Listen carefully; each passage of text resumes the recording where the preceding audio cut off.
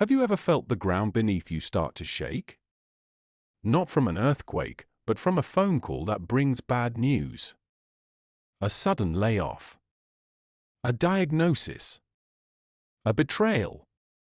The storm clouds gather without warning, and the world you built seems to crumble.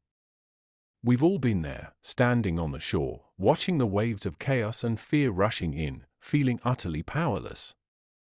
What if I told you there is an ancient secret, a philosophy forged in the fires of exile, shipwreck, and political turmoil, that can teach you not just to survive these storms, but to thrive within them?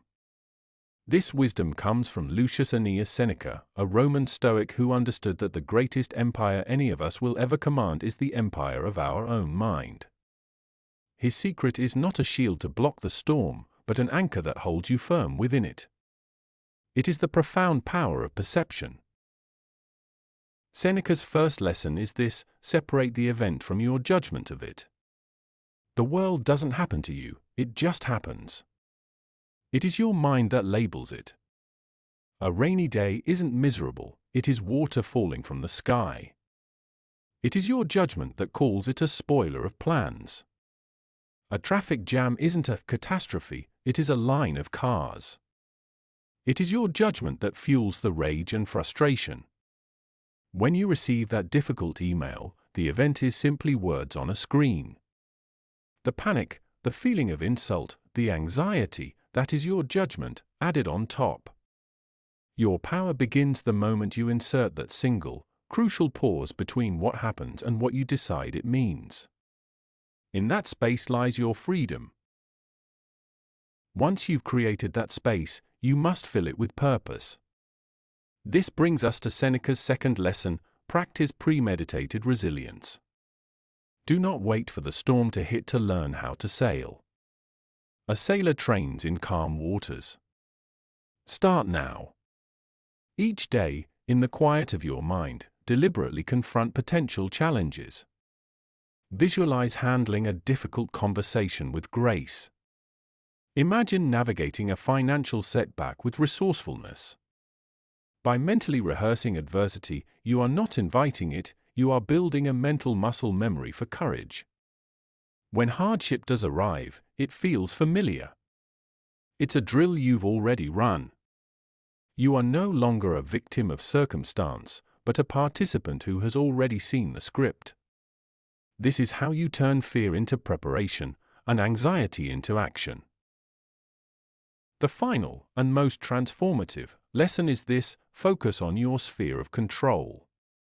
Seneca reminds us that much of life is outside our control: the weather, the economy, other people's opinions and actions.